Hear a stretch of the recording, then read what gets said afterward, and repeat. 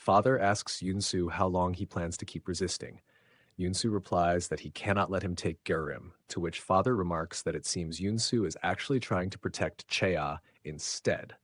Seeing Yunsu remain silent, he smirks, realizing he is right. Then, he questions whether she is worth all this trouble, asking if Yunsu is truly willing to risk everything for her before striking him aside. Placing his foot on Yunsu's chest, Father reveals the vial of blood he took from Gurim earlier, stating that it is more than enough for his experiment, meaning both Yunsu and Gurim are no longer needed. Rose, desperate to stop him, pushes Father away and urges Yunsu to take Gurim and escape. But as soon as Yunsu tries to move, Father sends him crashing into a wall again. Grabbing Yunsu by the collar, he tells him that Rose grew after drinking human blood. He had originally intended to destroy everything that night, but chose to spare Yunsu. Yet, this is how Yunsu repays him. Yunsu, angered by his words, seizes Father by the collar and demands if causing destruction and changing him is what he considers saving someone. Then he strikes Father across the face, calling his words nonsense. Now furious, Father retaliates by striking Yunsu with great force, sending him collapsing to the ground. Inside the house, the only one left standing was Father. He begins to take Gurim with him, but Chaya, gathering her courage, grabs his arm to stop him. He turns to her with amusement, only now remembering she was still there, and mockingly asks if she truly believes she can stop him. Chaya, overwhelmed, questions herself. Why did she even try to help Gurim?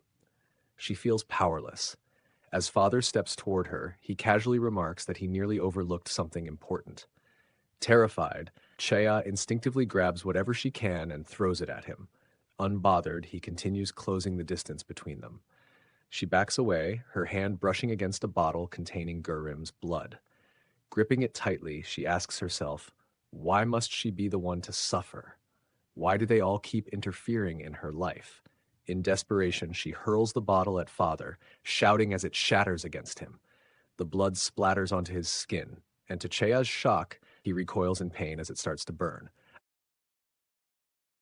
Father screams in pain, demanding to know what is happening. Chaya takes the opportunity to run, but before she can get far, he uses his vampire abilities to hurl her into a wall.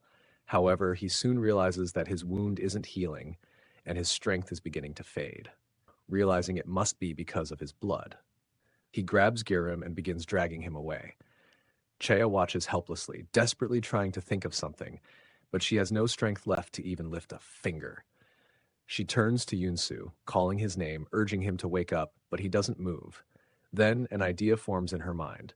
She hates the thought of it, but for Gurim's sake, she has no choice. Biting down on her lip, she tells herself that her life is ruined. And the one who ruined it, Yunsu, suddenly opens his eyes the moment a drop of her blood falls. In an instant, he is before her. She looks at him with disdain and tells him that she truly hates him. He simply replies that he knows, revealing his fangs. But as he sees the fear in her eyes, he hesitates. Instead of biting, he licks the blood instead. She tells him to go and get Gurim back. Yunsu turns to Father, grabs him by the hair, and demands to know where he thinks he's going. Seeing that Father has no strength left, Yunsu smirks in excitement, saying that he can't believe this day has finally come. Ever since he became a vampire, he has wanted to end Father. Just as he's about to strike, Rose steps in, urgently telling him to stop. Before he can react, she takes Gurim hostage, threatening Yunsu. Confused, he asks why she's doing this. If she hates Father as much as he does, shouldn't she be helping them instead? But Rose ignores his question and demands confirmation. Was Gurim really Seon's child? She reveals that she was the one who saved Yunsu back then by pleading with Father and secretly saved Seon as well.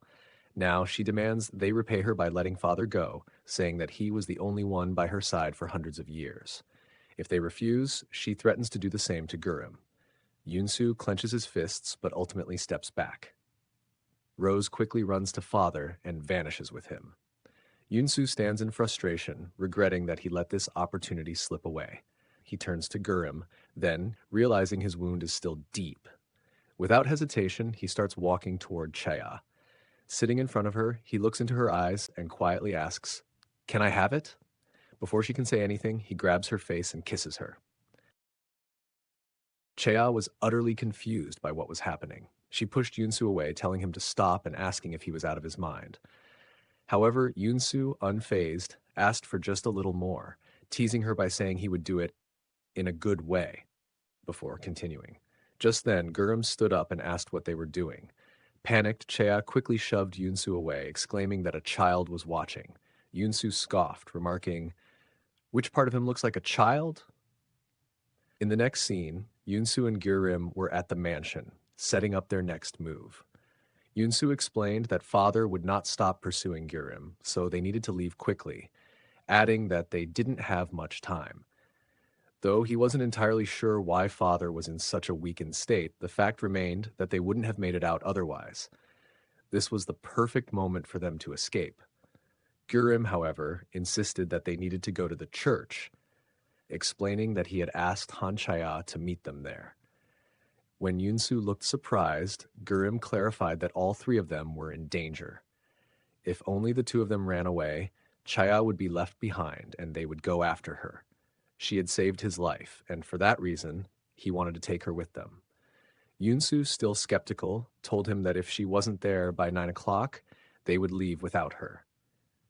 By the time the clock struck 9 at the church, Yunsu asked Gurrim if he was sure Chaya was coming. Gurrim hesitated before replying that she had only said she would think about it. However, in his mind, he recalled that she had actually just told them to get lost. Yunsu sighed, commenting that it didn't seem like she was coming. He then jokingly suggested that Gurrim should try praying for it instead. Seeing Gurrim's now grown-up face, Yunsu was suddenly reminded of Son. Back then, it had actually been Sion who had suggested they go to church. Yunsu had dismissed the idea, calling it a waste of time, and asked what Son even prayed for. Son had simply replied that he prayed to be forgiven. At the time, Yunsu had found it ridiculous, but now, not so much. Returning to the present, Yunsu asked again why Gurrim was so intent on bringing Hanchea along. Gurrim reiterated that it was because she had saved his life. Yunsu was puzzled. When exactly had that happened? Then, suddenly, he remembered. Gurrim had grown after drinking human blood. Realization struck, and Yunsu asked if it had been Chea's blood. Gurrim confirmed it with a simple yes. Yunsu frowned. And she just let you? Again, Gurrim answered yes. Yunsu narrowed his eyes. Without any conditions? This time, Gurrim cut him off, telling him to just stop asking. Yunsu fell silent, lost in thought. Why does he feel so... But before he could finish the thought, his attention snapped back as Chea entered the church. Earlier, Gurrim had told Chea that they would be leaving. In response, Chea had scoffed, saying that she was finally free from dealing with them and told him never to seek her out again. However, Gurrim stopped her, asking her to come with them, adding that she was in danger too. Chea dismissed his concern, stating that all she wanted was for vampires to disappear from her life before turning to leave. Despite this, Gurrim called after her, telling her that he would wait for her at the church until 9 p.m. Later at home, Chea was utterly exhausted. As she tried to rest, her phone rang. It was her sister, Chasen. Chea picked up with little patience, immediately asking what she wanted. Chasen replied that she was worried about her, but Chea cut her off, telling her to get to the point. Chasen then asked if she was still involved with Yunsu, suggesting that he should be introduced to their uncle for investment opportunities. As soon as Chea heard this, her anger flared, and she threw her phone aside in frustration. And now, she had come to the church. Gurrim, seeing her arrival, approached her excitedly, but Chea quickly clarified that she hadn't made a decision yet. She just wanted to hear the plan.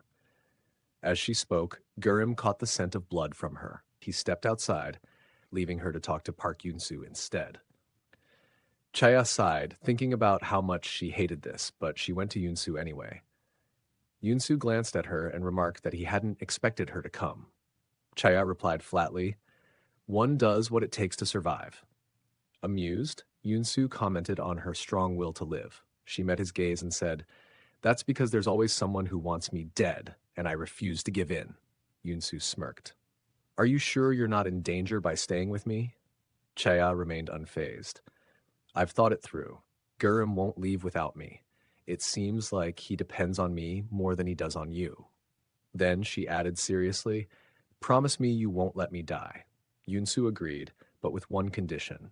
"Whenever I'm hungry, you have to give me your blood." Chea immediately shoved him away. "Are you trying to turn me into a blood bag?" Yunsu simply replied that it was a reasonable arrangement. After a brief pause, Chea considered it. Finally, she sighed and agreed. Yunsu then made an interactive promise. If she ever stopped giving him blood, the deal would be void. With that, the two of them left together. As they walked, Chea thought about the metaphorical rope Yunsu had thrown at her. There was no reason not to grab it. Meanwhile, Yunsu simply smiled as he closed the church door behind them.